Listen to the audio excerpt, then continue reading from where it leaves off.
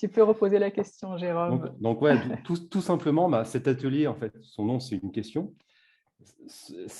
Nadia, c'est C'est comment maintenir maintenir, voilà, ses finances en cas vos revenus, d'interruption.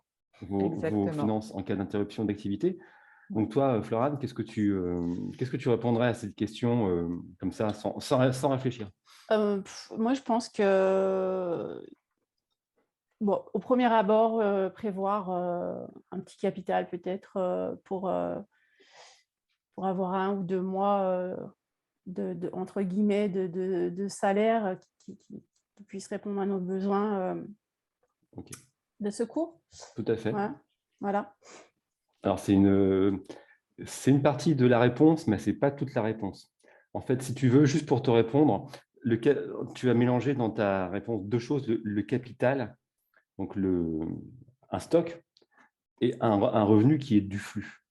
Donc, pour faire face à ton activité, tu as un flux d'argent qui tombe tous les mois, toutes les semaines, je ne sais pas combien, parce que tu travailles. Donc, ce flux, en fait, dans ce que je vais faire, on ne va pas le remplacer par un capital dont tu parles, mais par un autre flux. Puisque ton arrêt de travail, il peut durer 2 mois, il peut durer 3 ans. Donc, on ne va pas prévoir un capital pour faire face à 3 ans de revenus.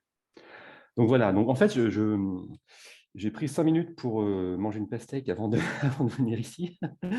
Et je me disais, voilà, je regardais la pastèque et je me disais, c'est beau, ça a l'air simple, mais quand tu regardes la structure à l'intérieur de la pastèque, c'est assez compliqué. Il y a des pépins, il y a des ramifications, il y a des trucs dans tous les sens. En fait, c'est toujours pareil, c'est un peu comme les questions d'enfants. Pourquoi le ciel est bleu? Pourquoi c'est des questions d'enfants, mais la réponse n'est pas toujours très, très évidente. Donc moi, du coup, mon métier, c'est que mes clients me posent des questions compliquées et c'est de leur apporter des questions simples, pardon, mais dans la réponse est compliquée et c'est de leur apporter un service clé en main. Donc, de quoi on parle? Est-ce que c'est clair pour toi? C'est bon? Pour vous, pardon? Oui, oui. En tout cas, moi, Donc, oui. de quoi on parle, en fait? Tout simplement, on parle de la chose la plus importante, puisque tu sais qu'en assurance, schématiquement, on peut assurer les choses, ta voiture, ta maison, ou on peut assurer les gens. Moi, donc, je suis spécialisé, donc, je fais un réseau qui s'appelle AXA Prévoyance et Patrimoine, qui est un réseau spécialisé sur l'assurance de personnes. Donc, D'accord. l'assurance de personnes, en fait, c'est quoi? C'est faire face à ce qu'on appelle les aléas de la vie. Donc, les aléas de la vie, c'est l'arrêt de travail, que tu as évoqué spontanément, et bravo, parce que c'est déjà bien d'avoir cette conscience, mais c'est aussi l'invalidité, puisqu'en fait, suite à, par exemple, à un arrêt de travail ou un accident, on peut être invalide. Donc là, c'est quand tu es, par exemple, en fauteuil roulant, quand tu es handicapé d'une façon ou d'une autre. Et c'est aussi tout simplement le décès. Donc ça, en fait, c'est ce qu'on appelle les principaux aléas de la vie. Et moi, mon métier, c'est de protéger les revenus et le patrimoine de mes clients quand ce genre de choses se produit, c'est-à-dire quand tu n'es plus capable de générer du revenu. Donc déjà, on protège le revenu. Et ensuite, le problème, c'est que si ton revenu n'est pas protégé, tu vas les taper dans ton patrimoine. Donc déjà, il faut en avoir un. Malheureusement, il peut être insuffisant. Et même si tu es multimillionnaire, l'objectif, ce n'est pas de financer ta survie au jour le jour avec ton patrimoine que tu veux peut-être destiner à tes enfants, à un projet de vie, je ne sais pas. Donc voilà, l'idée, c'est de sécuriser le mode de vie, en fait, notre mode de vie, dans tout, en faisant face à tous les aléas de la vie, quels qu'ils soient. Et à chaque fois, donc, je travaille sous l'angle des revenus et du patrimoine. Et aussi, chose importante, même si on est tous très jeunes ici, je travaille pour les gens en activité et aussi pour la retraite. D'accord? Oui, c'est ce que j'allais te dire. Ça peut ressembler à l'assurance entre guillemets retraite, quoi. Exactement. Écoute, du coup, tu vas me remplacer. C'est bon pour toi, Nadia? Oui, oui, oui, oui. Alors, J'attends vraiment de voir du coup, mon activité, c'est ce qui quoi? Première intervient. chose, c'est ce qu'on appelle la prévoyance et la santé. Schématiquement, moi, je commence toujours par ces sujets-là avec les gens que j'ai la chance de rencontrer, parce que c'est des risques qui, malheureusement, sont immédiats. Donc, personne n'est à l'abri d'une maladie grave, d'un accident ou d'un décès. Donc, moi, si je ne propose pas une protection financière de mes clients dans ces cas de figure. Après, on peut faire tout ce qu'on veut. Si on n'a pas cette fondation, on va construire sur du sable. Donc, c'est qu'est-ce qui se passe pour ta famille et tes enfants, par exemple, pour vos enfants éventuellement en situation de décès? Qu'est-ce qui se passe pour vous et votre entreprise en arrêt de travail? Qu'est-ce qui se passe si vous êtes invalide? La dépendance, c'est la même chose qu'en invalidité, sauf que c'est à la retraite, mais voilà, c'est le terme consacré. Et aussi, c'est la santé, parce qu'on peut tous être malade, on peut tous choper un rhume, voire un petit peu plus en sortant d'ici. Donc ça, c'est vraiment la base, c'est le socle. Ensuite, et tu l'évoquais, on a le risque qui est différé. Donc, le risque qui est différé, c'est principalement la retraite. Donc là, le risque, ce n'est pas d'être à la retraite. C'est, vous savez que l'État se désengage de toute façon du financement des retraites. Ce n'est pas tellement de la politique, c'est même de la démographie. On a une population qui est vieillissante. On a une population active dont le niveau de revenu diminue. Et qui rentre dans la vie active de plus en plus tard, etc. Donc, grosso modo, la métrique qu'il faut avoir en tête là-dedans, c'est qu'en 2040, ce n'est pas dans si longtemps que ça, il y aura un actif pour un retraité. Donc ça, en fait, si on ne prépare pas sa retraite le plus tôt possible, on aura quelque chose, mais pas assez pour continuer à vivre selon son train de vie habituel. Donc ça, c'est le deuxième étage de la fusée, parce que c'est un risque qui n'est pas immédiat, il est différé à l'âge de la retraite. Mais si on ne le prépare pas tout de suite et qu'on attend d'être à la retraite, moi, quand je vois des gens qui me disent « je suis à la retraite dans 2 ans, qu'est-ce que je peux faire pour toi ?» Là, on fait du bricolage. L'idée de la retraite, c'est de s'y prendre le plus tôt possible. Et après, donc, le troisième étage de la fusée, c'est une approche plus patrimoniale. C'est pour ça que le réseau s'appelle prévoyance et patrimoine, parce qu'en fait, la prévoyance, c'est les 2 premiers steps, et le patrimoine, c'est le troisième, donc ça permet d'avoir un patrimoine plus productif, optimisé sous l'angle fiscal. Mais globalement, moi, la question qu'on se pose toujours, c'est ton argent, ton patrimoine, à quoi ça sert? Qu'est-ce que tu veux en faire? Est-ce que tu as des projets à financer? Est-ce que tu veux transmettre à tes enfants? Est-ce que tu as un projet immobilier, un projet de vie, un projet de monter une activité, par exemple, etc. etc. Donc, moi, je ne considère pas que l'argent, c'est une fin en soi. Je considère ça comme un moyen. Enfin, chez AXA, nous, on raisonne comme ça. Et ce moyen, il sert à te permettre d'atteindre des objectifs X ou Y, y compris au moment de la retraite, par exemple. Peut-être qu'à la retraite, on voudra faire le tour du monde, ou tout ça, ça coûte de l'argent. Donc, n'hésitez pas à m'interrompre si ce n'est pas clair ou si vous avez des questions en cours de route. Ce sera avec plaisir. Bon. J'aime beaucoup cette organisation, en fait, par priorité, quelque part, Jérôme. Donc, et c'était une question aussi pour dire, est-ce que le patrimoine, donc, au final, tu l'abordes toujours en dernier lieu, c'est ça? Alors, en fait, après, je vais expliquer, j'aborde tout ensemble, mais en termes de priorisation, moi, ce que là, on va poser… arrête l'enregistrement. si quelque part… Oui. Moi j'aborde la chose de la façon suivante, et c'est important qu'on soit dans la même mentalité avec mes clients. Si quelque part, tu as 100 000 balles sur un compte en banque et qui ne te rapporte pas assez d'argent et qui est mal placé, c'est gênant, c'est énervant, c'est dommage, mais ce n'est pas un risque grave. Si en revanche, si tu es en arrêt de travail un peu long, là je ne parle pas des rhumes, je parle des vrais arrêts de travail. Si c'est un arrêt de travail un peu long et puis que toi, tu empathies, que ton entreprise ne tourne plus, que ta femme et tes enfants en pâtissent, là, le risque… Moi, je suis un homme. Conjoint, on va dire. Voilà, c'est plus simple. En pâtissent. Je pense que vous serez d'accord avec moi pour estimer qu'on n'est quand même pas au même niveau d'impact. Oui. Donc, en fait, c'est là où on a une vraie approche assurantielle. C'est que, vous savez que la loi des grands nombres et le temps font que, c'est la loi de Murphy, avec un laps de temps assez long, tous les risques se réalisent. Ça, c'est quelque chose une loi mathématique. Donc, du coup, nous, on raisonne principalement par impact du risque. Et en fait, dans le schéma que j'ai fait ici, j'ai mis des petites illustrations. Donc là, c'est parce que c'est un risque immédiat. La retraite, c'est parce que dans la retraite, on a le temps pour lire. Et le patrimoine, c'est que très souvent, les gens qui ont des enfants, ils ont quand même une optique de transmission par rapport au patrimoine. Pas toujours, mais c'est le cas le plus courant. Et donc ici, en fait, comment dire, cette courbe d'envol, elle est classée par ordre décroissant d'impact et de gravité du risque. Et quelque part, ça servirait à rien d'optimiser le patrimoine. Je vous donne un exemple concret. J'ai quelqu'un qui a, et je ne cite pas de nom, mais parce que je suis tenu à la confidentialité, mais c'est d'exemples réels, ce que je vous donne.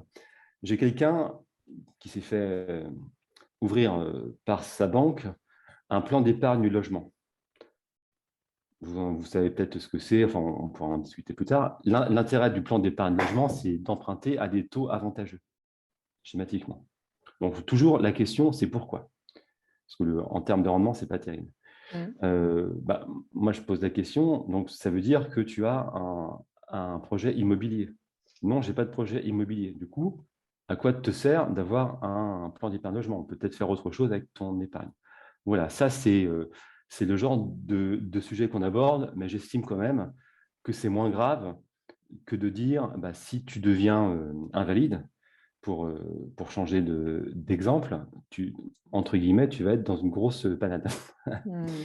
Et une panade financière qui va t'impacter toi et ton entourage. Parce que moi, je raisonne toujours en termes familial. Les conjoints, les enfants ou les partenaires de PACS ou les concubins, enfin, peu importe. Donc voilà, donc, du coup, c'est très important, et ça, c'est vraiment la spécificité du réseau AXA et Prévoyance, d'avoir ce raisonnement. Alors effectivement, c'est des choses qui ne sont pas toujours très sexy, mais quand même, c'est des risques qui sont très importants parce que les conséquences financières sont tout de suite catastrophiques. Est-ce que j'ai répondu à tes questions, Nadia?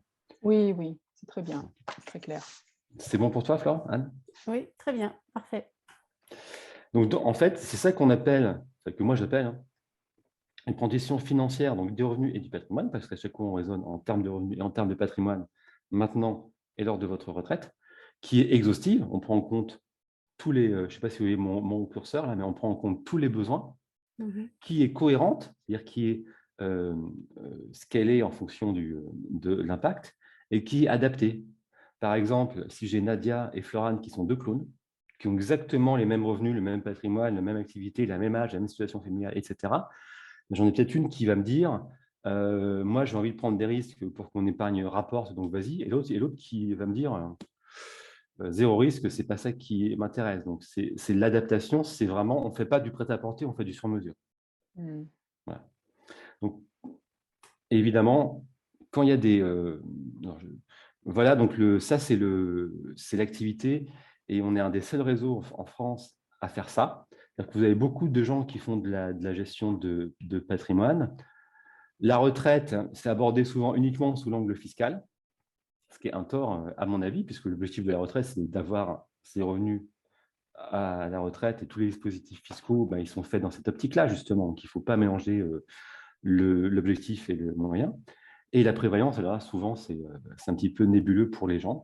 Donc, moi, en fait, mon métier, c'est de factualiser tout ça. Dire qu'en fait, je vais vous faire un bilan que je vous expliquerai après.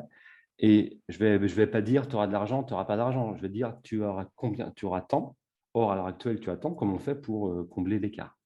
Évidemment, quand il y a des sujets spécifiques, par exemple pour la transmission, moi je ne suis pas notaire, mais je calcule quand même les droits et frais de transmission, ce que les notaires ne font pas. Ou alors ils vont vous faire payer. Moi, je le fais gratuitement et avec le sourire.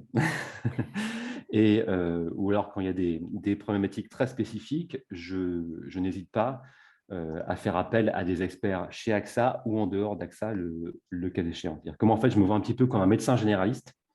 Je fais votre diagnostic, et puis si je vois qu'il y a un problème cardiaque, je vais vous envoyer chez un cardiologue. C'est bon? Oui, oui. Donc, à qui je m'adresse? Ça, c'est sur quoi je travaille. Maintenant, on va voir à qui je m'adresse. Donc, en fait, moi, n'importe qui, du moment où vous payez vos impôts en France. Parce qu'en fait, je suis mandaté pour travailler en France, donc je n'ai pas le droit de travailler à l'étranger. Par exemple, ça veut dire aussi que quelqu'un qui est salarié monégasque, qui a la chance de payer ses impôts en France, moi qui sois salarié monégasque, ça va très bien, je peux quand même travailler pour lui, par exemple. Donc, je m'adresse principalement aux particuliers, aux professionnels et aux entreprises. Les particuliers, c'est principalement les salariés et les dirigeants. dont on est tous ici, dirigeants, je veux dire. Et c'est aussi les retraités. C'est-à-dire que moi, je travaille aussi pour les retraités, notamment sous l'angle de l'optimisation patrimoniale et de la transmission, et aussi de la dépendance. Parce que voilà, vous savez que la retraite, il arrive qu'on puisse être dépendant. Donc ça, c'est quelque chose qu'on peut aborder même à ce moment-là, mais si c'est un peu tard. Les professionnels, c'est les professions libérales et tous les entrepreneurs, quelle que soit leur forme juridique, entreprise individuelle. Vous savez qu'il y a une réforme de l'entreprise individuelle qui est entrée en vigueur le 15 mars dernier, le 15 mai, pardon. SAS, SARL, micro-entrepreneurs, enfin bref. Et aussi, donc ça c'est en fait pour les particuliers et professionnels, et aussi sous l'angle des entreprises. C'est-à-dire que je ne m'interdis pas de travailler pour les garanties collectives des entreprises. Donc vous savez qu'il y a la santé, c'est le fameux accord ANI, l'accord de 2015, je crois, c'est une bonne mémoire.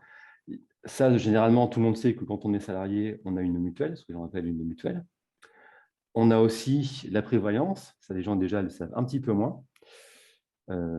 Et puis, en fait, on peut travailler exactement sous le même périmètre que ça, que ce soit sous l'angle des particuliers, des entrepreneurs individuels ou des entreprises. Entreprise, vous avez un plan d'épargne groupe, un plan d'épargne retraite collective, de la prévoyance d'entreprise, prévention des risques psychosociaux, etc. Donc, vous voyez que c'est de l'assurance de personnes, mais c'est quand même un domaine qui est assez large. Voilà. Est-ce que c'est bon pour vous? Oui. Oui. Peut-être une question, en fait. Je me pose la question pour les réformes que tu as évoquées sur les statuts entreprises individuelles. Quels impacts ça a aujourd'hui? Alors, on va y passer 5 minutes dessus, si vous voulez. Si c'est pas complexe, hein, peut-être à la fin, plutôt qu'on ait la vision d'ensemble, ça ne te dérange pas, Nadia, mais ne t'inquiète pas, c'est très bien. Ne t'inquiète pas, je m'en souviens. Donc, rapidement, moi, je suis agent général spécialisé. Je suis chef d'entreprise de mon cabinet. J'ai un mandat exclusif pour le groupe AXA. Comme vous l'avez vu en première de couverture, j'ai une immatriculation ORIAS, etc. J'ai des formations récurrentes à peu près 2 ou 3 heures tous les 15 jours. J'ai des formations notamment sur le statut d'entrepreneur individuel dont tu viens de parler, que j'ai eu mardi dernier. Donc, c'est tout frais dans ma tête. Ouais. Moi, en fait, toute la partie conseil et avant-vente dont on vient de parler, elle est gratuite, à la différence de d'autres professions. Moi, je me rémunère uniquement sur la distribution de produits d'assurance. En fait, tant que j'ai rien vendu, j'ai rien gagné. Et évidemment, je me place dans un cadre de stricte confidentialité, d'un point de vue réglementaire, mais aussi d'un point de vue d'éthique personnelle. C'est-à-dire qu'en fait, c'est comme chez le médecin, ça ne sort pas quand on se parle, ça ne sort pas d'entre nous, mais il ne faut pas mentir. Et ça, c'est très important, puisqu'en fait, c'est la condition d'une relation de confiance avec mes clients qui leur permettent de me recommander à leur entourage professionnel ou personnel quand ils sont contents du service que j'aurais délivré. Donc, voilà, ça, c'est le quoi. Maintenant, on va voir le comment. Donc, nous, en fait, on fonctionne en 2 temps. Premier temps, la découverte sociale et patrimoniale. Donc là, c'est vraiment comprendre qui j'ai en face de moi, quelle est sa situation et quelles sont vos attentes, et les organiser. Parce que vous vous souvenez qu'on a une démarche qui est certes cohérente, mais qui est adaptée à votre besoin.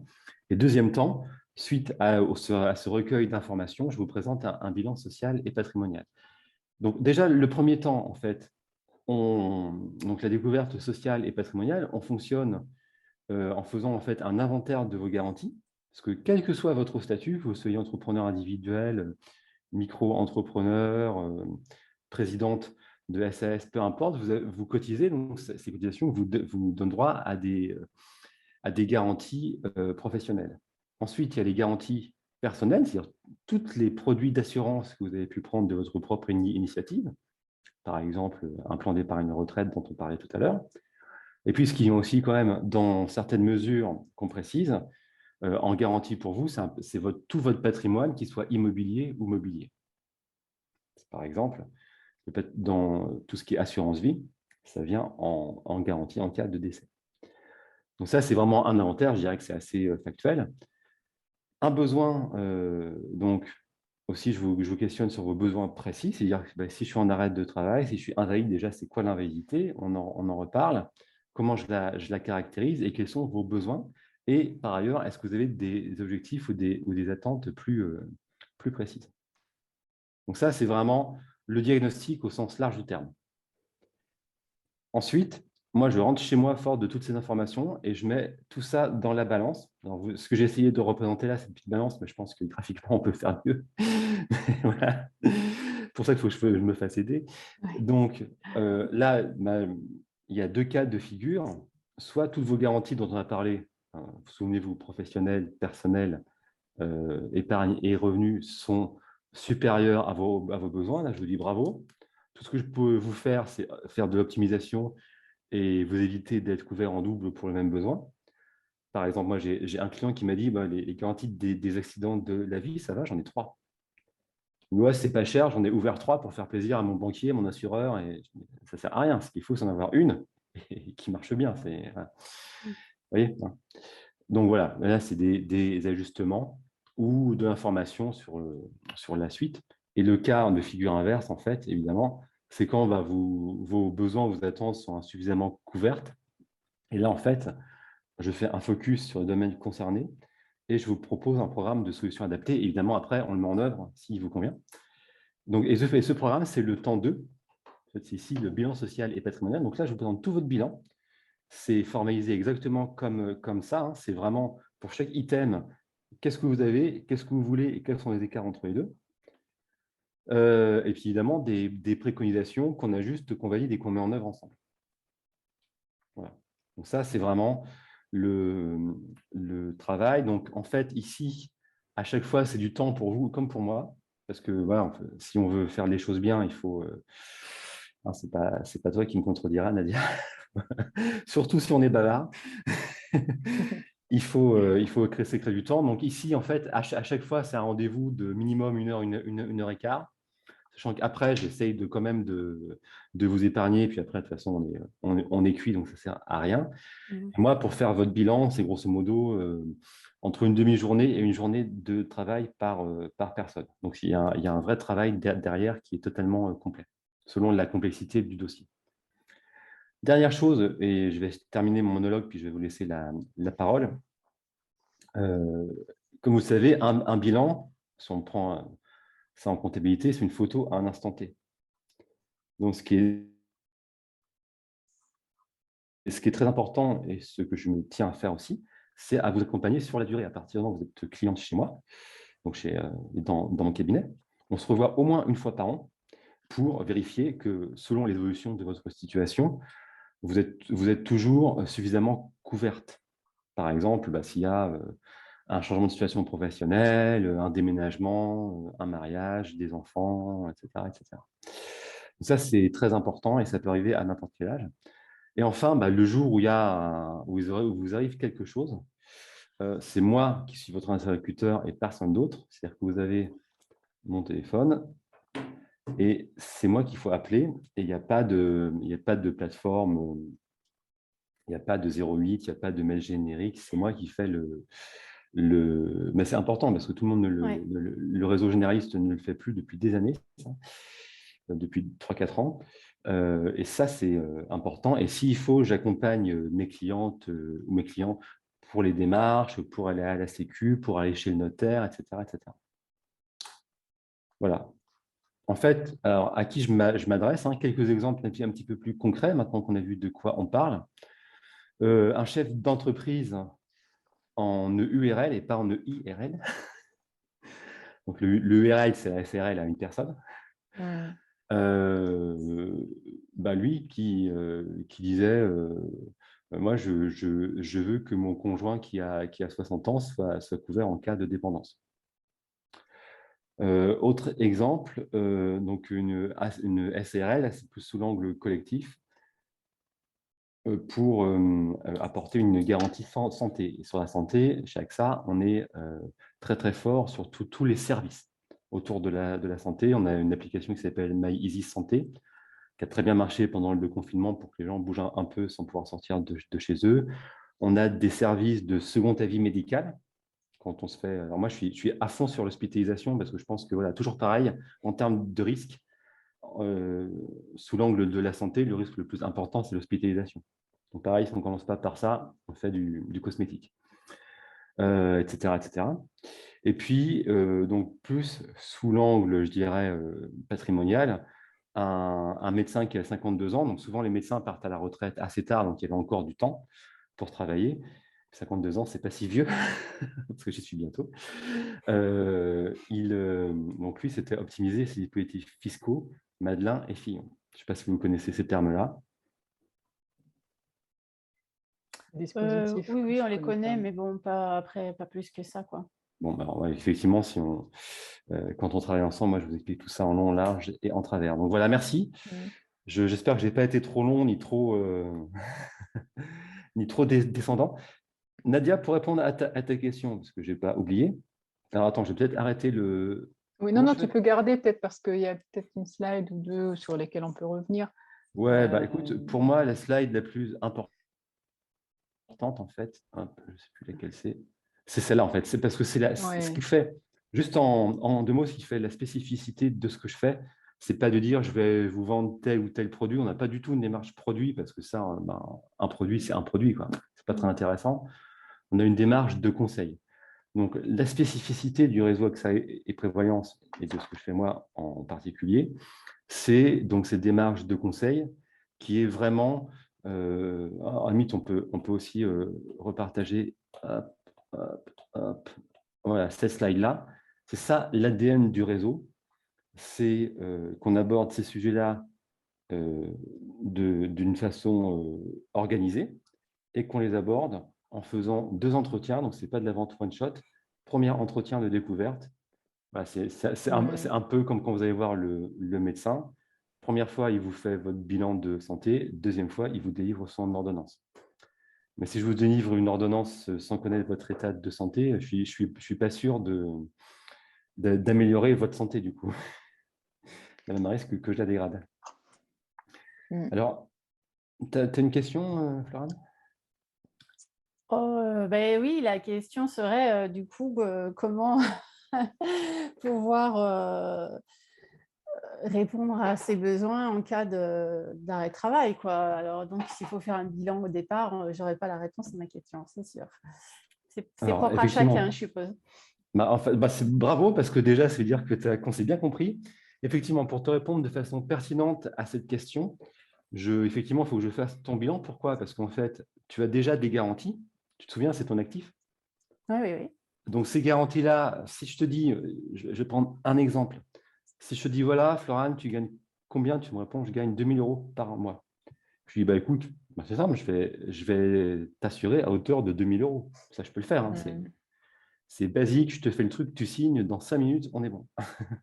Mais du coup, bah, je t'ai un petit peu volé quand même. C'est pas très sympa de faire ça parce que tu as ton régime obligatoire qui rentre en jeu.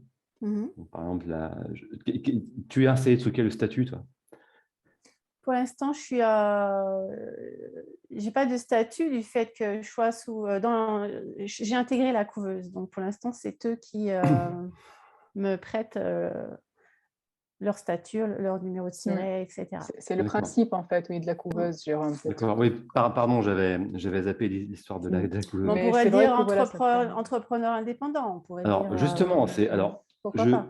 j'aborderai ce point-là après, en Bon, même temps que la réponse à l'entrepreneur individuel pour toi. Donc, comme ça, on fera ouais. intergrouper. Donc, en fonction de ton statut, tu as un certain nombre on va se poser en situation d'arrêt de travail, bah, tu as des IJ, des indemnités journalières. Mhm. Tu as toujours un délai de carence de 3 jours, ça c'est tous les statuts. Ouais. Et après, en fait, le montant et la durée dépendent de ton statut, justement. Donc, peut-être tu vas être couvert pendant 3 mois, puis un peu moins pendant 9 mois, puis rien pendant les 2 années suivantes. Voilà. Donc, ça, c'est chaque statut à son propre truc. Donc, moi, si je ne tiens pas compte de ça, bah, du coup, je vais te surassurer. Donc, je vais te faire dépenser de l'argent pour rien. D'accord? Donc, déjà, il faut que je sache ton statut. Et puis après, tu peux avoir pris aussi des garanties déjà de ta propre initiative. Donc, ça, il faut que j'en tienne compte parce que peut-être que je vais te dire à la fin du compte, bah, tu es déjà bien couverte, je ne peux rien faire pour toi. Et puis après, on va passer au risque suivant, on va regarder et ainsi de suite. D'accord. Voilà. Alors du coup, est-ce que c'est clair pour toi? Oui, oui, très. J'ai répondu à ta question. Oui. Alors du Non, coup, pas encore, mais on n'a pas fait le bilan. Donc, oui, bah, c'est quand on le Mm. fera, quand on le fera. Ce qu'il faut savoir aussi sur ces garanties de prévoyance, tout ce qui est prévoyance, donc c'est décès, arrêt de travail, l'invalidité, la dépendance et, par exemple, c'est tout ce qui est assurance emprunteur. Parce que je ne sais pas si vous avez déjà acheté un bien immobilier. En fait, vous prenez une assurance emprunteur qui couvre exactement les mêmes risques. Mm. Donc décès, oui. PTIA obligatoire, et puis si vous voulez, vous prenez incapacité, invalidité, ce qu'on conseille toujours de faire, parce que notamment quand il y a des montants importants en jeu. Ce qu'il faut bien avoir en tête, c'est que ça, c'est des assurances. En fait, ce n'est pas vous qui achetez, quand vous décidez de souscrire, parce que le bilan a mis en lumière une insuffisance de garantie, ce n'est pas vous qui achetez un produit d'assurance. Vous proposez à l'assureur de vous assurer. Donc, l'assureur, ce n'est pas moi, c'est AXA. Moi, je suis le distributeur. Mm. Donc, le producteur, en fait. C'est comme les carottes, hein. Il y a le maraîcher, il y a le marchand. Moi, je suis le marchand. Donc, en fait, on contacte tous les deux. Non, mais c'est simple, hein, on contacte tous les deux le producteur d'assurance, qui est la compagnie, qui, elle, porte le risque. Elle regarde votre risque. Donc, c'est là où on vous fait remplir des questionnaires médicaux, peut-être selon votre âge et le niveau de risque souhaité. On va vous faire des tests d'effort, des trucs cardiogramme. Enfin, ça peut être très lourd, hein, comme Ah oui, je vous le cache d'accord. pas. Ouais. Mhm. Ça dépend de l'âge et des montants en jeu, en fait. Et en fonction de ça, l'assureur vous dit, bon, OK, Florane, bienvenue chez nous, on y va, on vous couvre. Ou alors, désolé, vous avez un risque spécifique, on veut bien vous couvrir, mais ce sera plus cher parce que vous êtes en dehors de nos grilles de sinistralité. Mhm. Soit carrément, vous êtes inassurable. Et ça arrive. Alors, pour tout vous dire, hein, c'est 30% des dossiers qui ne passent pas straight et qui ont soit une surprime, soit Ah oui, un refus, soit une exclusion. Donc, ce d'accord. n'est pas du tout anecdotique. Et donc, il faut bien. C'est pour ça que ce n'est pas une vente prix. C'est vraiment. Nous, notre objectif, ce n'est pas de vous dire vous avez gagné 10 balles ou 15 balles par rapport à votre assurance actuelle ou par rapport à si vous n'avez Mm. pas d'assurance. On prend un maximum de précautions. Au début, ce qu'on veut, c'est que le jour où vous êtes en arrêt de travail, hein, pour reprendre ton exemple, on soit sûr de vous couvrir selon les besoins que vous avez exprimés. Et ça, c'est l'autre chose aussi. C'est l'autre raison aussi pour laquelle je ne peux pas te répondre directement, Florane, c'est que Mhm. je ne connais pas tes besoins. Peut-être que tu vas me dire, en cas d'arrêt de travail, je veux maintenir mes revenus tels quels. Peut-être que tu vas me dire, alors moi, je vais dire, OK, alors dès le premier jour, ou est-ce que tu peux attendre 15 jours, un mois, tu vois, ça, c'est la notion de franchise. Donc ça, tout ça, il faut qu'on se Ah oui, projette dessus. bah oui. Et ça a un impact sur le prix, mais le prix n'est qu'une conséquence, de toute façon. Et puis après, peut-être que ça va durer 1 an, peut-être 2 ans, peut-être 3 ans, etc. Je te donne un autre exemple, le décès. Donc toi, si tu décèdes, tu n'as plus de besoin. Mais si tu as Non. des… C'est vrai que c'est pas évident en fait de présenter, tu vois, certains Mais du services coup, comme ça. il y a des Mais gens… bon, est-ce que tu as c'est partie de la vie. est-ce que tu as des enfants? Oui, oui, oui. Bon, t'en as 1, 2, 3? 2. 2. Ils ont quel âge? Ah, tu as besoin vraiment d'aller Oui, voilà, en c'est une détail, quoi. question, ça. Ils ont quel âge? J'ai un fils de 27 ans et une fille de 23 ans. OK, donc ils sont déjà quasiment adultes. Mais Ouais. Le grand est indépendant, ce n'était pas Tanguy, voilà. et la jeune Bon. bientôt. Ouais. Bon, mais quand c'est des enfants un peu plus jeunes, bon, là, du coup, c'est un peu moins pertinent, mais quand c'est des enfants un peu plus jeunes, en fait, toi, je ne sais pas ce qu'ils font, enfin, on en reparlera, mais toi, s'ils ont fait des études, tu vas financer leurs études. Mhm. Si tu avais décédé avant ça, Mhm. d'où serait venu l'argent? Donc là, on a ce qu'on appelle une rente éducation, excusez-moi pour les D'accord. termes techniques, Ouais, qui ouais. permet en fait de substituer tes revenus qui ne seront plus là du fait de ton décès, pour que Mm. tes enfants puissent continuer à faire leurs études, etc. Ou tout simplement à vivre décemment, Mhm. jusqu'à temps D'accord. qu'ils soient adultes. Tiens, c'est le cas. des jeunes adultes, et qui soient autonomes. Donc tout ça, c'est des choses. Par contre, moi, j'ai des clients qui me disent, ben voilà, moi, mon fils a 8 appartements, 3 maisons, parce qu'il a hérité de sa mère. Là, je vais dire, écoute, là, effectivement, il y a quand même un patrimoine suffisant pour venir en garantie. Donc, tu vois, chaque cas est un cas d'espèce. Oui, tout à fait. Et il n'y a pas de réponse univoque. C'est pour ça que je vous disais, c'est vraiment du sur-mesure ce qu'on fait. Pour répondre à votre question, et du coup, je vais faire un tir groupé, le statut sous lequel je m'installe. Donc, déjà, la réforme de l'entrepreneur individuel en 2 mots. Oui. Auparavant, quand vous étiez en statut d'entrepreneur individuel, vous n'aviez qu'un patrimoine. C'est-à-dire qu'il y avait une confusion entre votre patrimoine personnel et votre patrimoine professionnel. Du coup, ce qu'on conseille, alors beaucoup de gens ne le faisaient pas parce qu'il était mal conseillé, mais ce qu'on conseillait, c'était de se mettre en statut de IRL, d'entreprise individuelle à responsabilité limitée, pour séparer les 2 patrimoines entre le patrimoine professionnel et le patrimoine personnel. D'accord? Ça, c'était avant donc la loi a été votée le 14 février et a été promulguée le 15 mai. Avant, vous étiez soit en entreprise individuelle, un seul patrimoine, y compris votre résidence principale, ou alors vous étiez en entreprise en EIRL. Et en fait, l'EIRL reposait notamment sur des clauses d'affectation de chaque élément. C'est-à-dire que vous disiez ça, c'est du perso, ça, c'est du pro, et ça, c'est ce qu'on appelait une clause d'affectation. Donc, en fait, il fallait faire un acte positif. Faire une URL seule ne suffisait pas si on n'allait pas chez l'expert comptable ou chez le notaire pour faire ce qu'on appelle cet acte positif, et qui est cette clause d'affectation. Ça n'existe plus depuis le statut de l'entreprise individuelle qui, par défaut, donc là, il n'y a pas d'acte concret à faire, c'est présupposé, qui, par défaut, fait un distinguo entre votre patrimoine personnel et votre patrimoine professionnel. Donc, du coup, c'est quoi le patrimoine professionnel? C'est l'ensemble des moyens qui concourent à votre activité. C'est-à-dire, ça va être votre ordinateur. Si vous faites des réunions avec votre voiture, ça va être votre voiture, etc., etc. Ça va être la pièce. Bon, moi, là, vous voyez, je suis dans mon bureau, dans la déco, et super fun, comme vous voyez. Ça va être la pièce de... Ce n'est pas un fond d'écran, hein, c'est un mur derrière. Ça va être la pièce de votre résidence principale que vous utilisez pour votre activité professionnelle. Voilà. Donc, du coup, alors, ce qu'il faut savoir aussi, c'est que quand vous avez une dette, quand vous avez des créanciers, sur votre partie, sur votre activité personnelle, les créanciers peuvent agir sur votre patrimoine professionnel, personnel, et sur votre patrimoine professionnel. Enfin, sur les deux, je me suis emmêlé des pinceaux, mais sur l'ensemble de vos 2 patrimoines. Quand vous avez des créanciers sous l'angle professionnel, ils ne peuvent agir que sur votre patrimoine professionnel. Donc, c'est très important de bien comprendre ça. Du coup, schématiquement, dans les grandes lignes, pour résumer, parce que je ne voudrais pas être trop technique, et il est 13h12, ça va être un peu dur. Oui.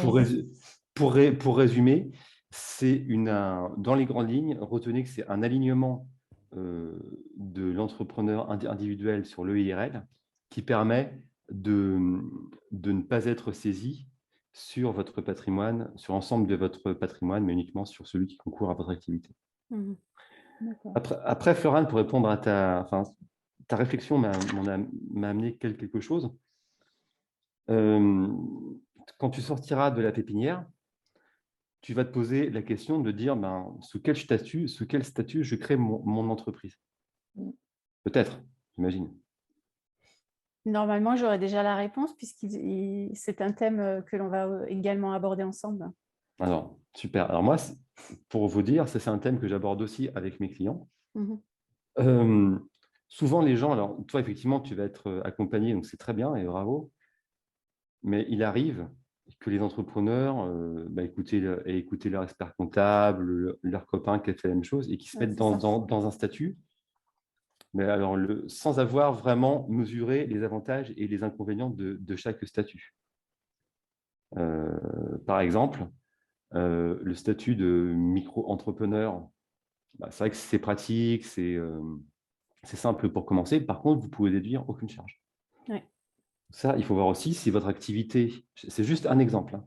Si votre activité génère beaucoup de charges, parce que voilà, vous avez des achats, du matériel, je ne sais pas quoi, être en auto-entrepreneur, ce n'est pas forcément une bonne idée. Et là, je parle pas de l'aspect fiscal, hein. Nous, on traite toujours déjà l'aspect réel, quoi, la vie réelle, et après, on voit le fisc. Parce que ce qu'on ne veut pas, c'est se mettre dans le biais de répondre aux impératifs fiscaux uniquement. On se place d'abord sur l'aspect économique. Autre exemple, il y a une mode là, qui s'est un peu calmée ces derniers 6 mois, de la création des SAS. À un moment, tout le monde se mettait en SAS. Simplement, si vous avez des gros besoins en termes de prévoyance, de retraite et de santé, ben, du coup, vous pouvez rien déduire. Là, en fait, vous êtes en dehors du dispositif Madelin en SAS. Donc, voilà, il faut vraiment mettre les différentes choses en perspective, ne pas agir avec des a priori, se projeter maintenant et dans le futur, parce que vous n'avez pas non plus changé de statut comme ça du jour au lendemain. Ce n'est pas si facile une fois qu'on est parti, c'est un petit peu rigide. Et bien avoir en tête, de toute façon, il n'y a pas de statut idéal, sinon tout le monde aura le même, et il n'y en aurait qu'un. Et voilà, regarder à chaque fois les avantages, les inconvénients, et en fait choisir la solution qui présente le moins d'inconvénients. D'accord. Voilà, J'aime donc, bien du coup, moins d'inconvénients plutôt que le eh plus oui, d'avantages. Moins d'inconvénients. c'est toujours un choix, quand on fait ce genre de choix, c'est toujours des choix par défaut. Donc, du coup, s'il y a des gens dans la pépinière où tu es qui sont intéressés par avoir ce genre d'éclairage sous l'angle de ce que je fais, moi, ça peut toujours être intéressant que je les rencontre pour les informer en amont. C'est clair. Ok. Très bien, on arrive à la fin en plus. Là, on est plus de poil à l'heure.